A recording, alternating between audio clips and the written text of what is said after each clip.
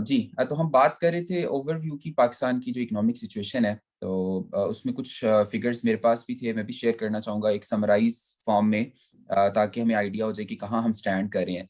अगर मैं 2018 से अब तक की बात करूँ, जब से गवर्नमेंट ने चार्ज लिया है, तो जो हमारी करेंसी है वो तकरीबन 30.5% डीवैल्यू हो चुकी है। जो कि जो अभी तक पाकिस्तान की हिस्ट्री है उसमें इतनी ज़्यादा डिवैल्यूएशन अभी तक नहीं हुई। सो ये एक मेजर सेटबैक है। इसके अलावा अगर हम कंपेयर करें पॉपुलेशन ग्रोथ को विद इकोनॉमिक ग्रोथ, तो हमारा पॉपुलेशन रेट 3% के हिसाब से एनुअली ग्रो कर रहा है। जबकि हमारा जो इकोनॉमिक ग्रोथ है वो तकरीबन 5% पे स्टैंड कर रही है। तो इन दोनों के दरमियान जो रिलेशनशिप है वो काफ़ी गैप शो कर रहा है कि हमारी पॉपुलेशन जो है वो काफ़ी तेज़ी से ग्रो कर रही है, बट इकोनॉमी हमारी उस हिसाब से ग्रो नहीं कर रही। तो ये भी एक प्रॉब्लम क्रिएट कर रही है हमारी गवर्नमेंट के लिए, और डेफिनिटली इकोनॉमिक सिचुएशन इससे वर्स हो रही है। अगर हम पब्लिक डेट्स की बात करें तो इस टाइम जो मेरे पास फिगर्स हैं उसमें तकरीबन 50.5 ट्रिलियन पाक रुपीस का हमारा पब्लिक डेट स्टैंड कर रहा है, और करंट गवर्नमेंट की कंट्रीब्यूशन इसमें तकरीबन 15 ट्रिलियन रुपीस के पास-पास है। सो दैट मीन्स कि एक मेजर पब्लिक डेट इस इन 3 इयर्स में पाकिस्तान के डेट में ऐड हुआ है।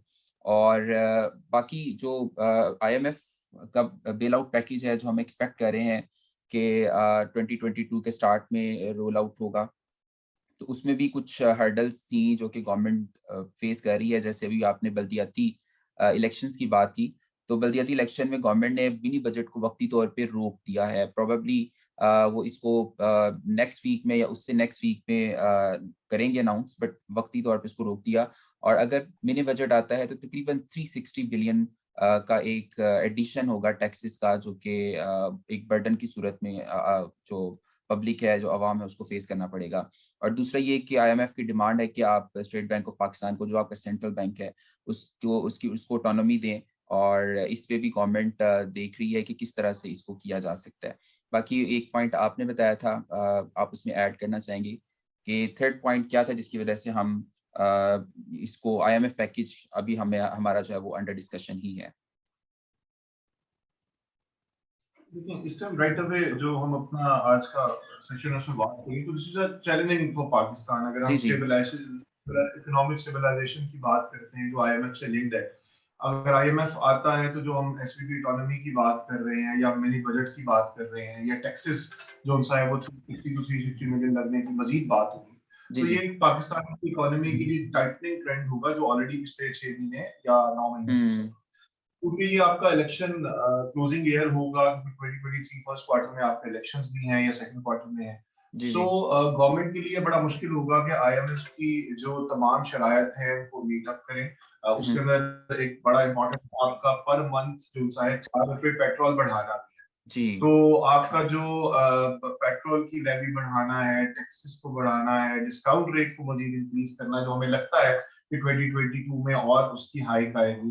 तो हुँ, हुँ। इट सीम्स के जो आपका इम्पैक्ट है 2021 का और जो आपकी कंसिस्टेंसी पॉलिसीज में नहीं रही, आपकी जो कमोडिटी प्राइस का इम्पैक्ट आया, आपकी जो जियोग्राफिकली आपको अफगानिस्तान के फैक्टर पे यूएस के साथ आपकी अलाइनमेंट सही होती नजर नहीं आ रही, चाइना किसी साइलेंट जोन में है। तो हुँ, व्हाट आई फील कि आईएमएफ का पैकेज पाकिस्तान के लिए बड़ा चैलेंजिंग होगा हुँ, और हुँ। उनकी टाइटनिंग किस्म की जो इस टाइम आपकी रिक्वायरमेंट्स हैं, अगर उसको इम्प्रूव कर उसको मानते हैं तो आपको इन्फ्लेशन की साइड पे एक बहुत बड़ा चैलेंज आएगा, जो मुझे अपेरेंटली लगता है कि गवर्नमेंट अपने इलेक्शन ईयर्स की वजह से जाने से थोड़ा सा उसको हुँ, अवॉइड करेगी। अब कितना बिल्कुल। अवॉइड कर सकते हैं वो 1 बिलियन जो आपका सिक्स्थ रिव्यू है, फिर आईएमएफ के साथ जो आपका एक स्टाफ लेवल एग्रीमेंट है जो हुँ, हुँ। गोइंग ऑन है आप नवंबर में इनके साथ हुआ, और उसकी जैसे आपने भी बताया by mid of next month final जो है डिस्कशन होगी। तो overall 2021 was a mix and match year for Pakistan. Hmm, Few of the political, few of the economic reforms में हम लोगों ने जो अच्छा एक पिच किया था उसको हम बैलेंस नहीं कर पाए।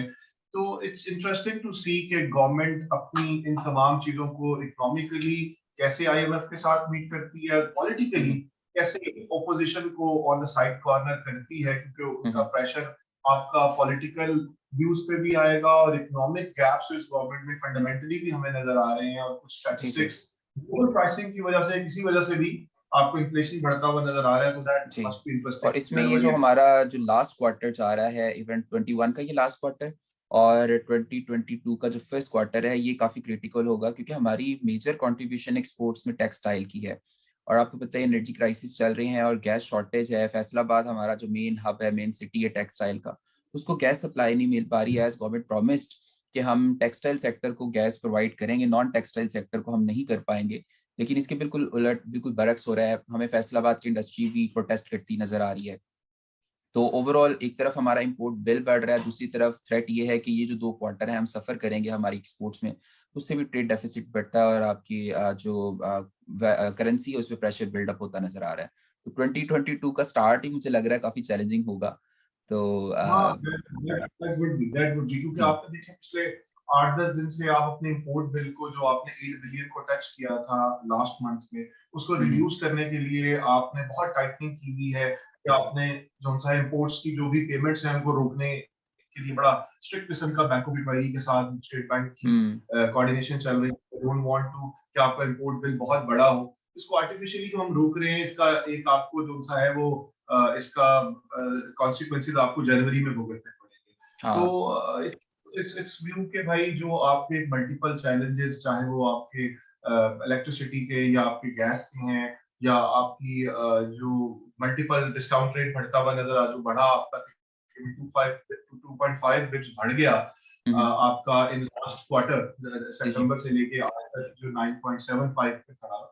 तो हुँ, हुँ। डेफिनेटली इसका जो इम्पैक्ट है वो आपकी जो जब आपकी इंडस्ट्री की कॉस्ट, फाइनेंशियल कॉस्ट इंक्रीज करेगी, तो फिर वो उनकी एनुअल ग्रोथ को भी इम्पैक्ट करेगी, तो वो बिल्कुल। उनकी प्राइस इंक्रीज होगी, तो लोगों हुँ, की परचेजिंग पावर कम होगी और उनकी सेल्स पे भी इम्पैक्ट आएगा, और उनकी यील्ड हुँ, भी हुँ। इससे, जहां एक साइड पे यील्ड इम्पैक्ट करेगी इंटरेस्ट बढ़ने की वजह से उनके, जी। दूसरी साइड पे उनकी जो आपकी सेल्स ग्रोथ है उसके कम होने की वजह से हुँ, उनको सारी बात है अपनी प्राइसेस को, अपने मार्जिन को बैलेंस करने के लिए होगा। यस, गवर्नमेंट ने जो आपका डॉलर बहुत, जैसे आपने बताया, और इस साल के अंदर 11% की डिवैल्यूएशन है 2021 में हुँ। हमारे जी, जी। पाकिस्तान के अंदर। तो वो डीवैल का एक्सपोर्टर को फायदा तो हुआ, लेकिन अदर साइड उसकी 40 से 50% जो इंपोर्ट भी होती है, जितने भी टेक्सटाइल सेक्टर की, आप केमिकल की देख लें, उसकी नॉमिनेशन गुड्स की इंपोर्ट देख लें, तो वो बैलेंस होके ओवरऑल एक्सपोर्टर भी किसी नेक्स्ट में कोई बहुत अच्छी पोजीशन पे अपने मार्जिन्स में आपको फर्स्ट क्वार्टर या सेकंड क्वार्टर में नहीं नजर आ रहा। और इसमें अपने एक्सपोर्टर को स्पेसिफिकली बात की तो मैं 2 से 3 सेक्टर्स की एग्जांपल देना चाहूँगा जो भी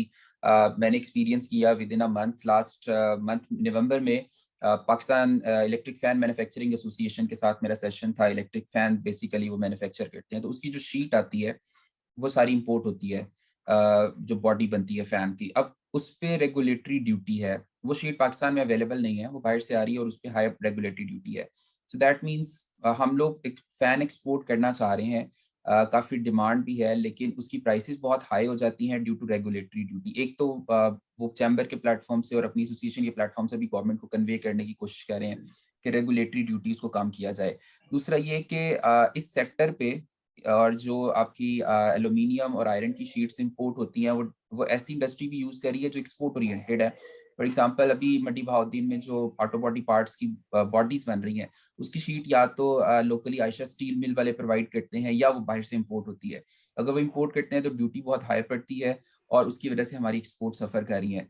तो इस वीडियो के थ्रू, इस प्लेटफ़ॉर्म के थ्रू ये भी मैं कन्वे करना चाहूँगा गवर्नमेंट तक कि ये जो इश्यूज़ हैं, जो एक्सपोर्टर्स को फेस करना पड़ रहे हैं, इसको किसी तरीके से रिड्यूस किया जाए और इसको फ़ोकस किया जाए। अगर हम बॉर्डर्स की बात करें तो अरखम बॉर्डर पे भी इस टाइम हमारी ट्रेड रुकी हुई है due to payment channel issue. इसके अलावा हमारे चमन बॉर्डर पे भी कस्टम की जो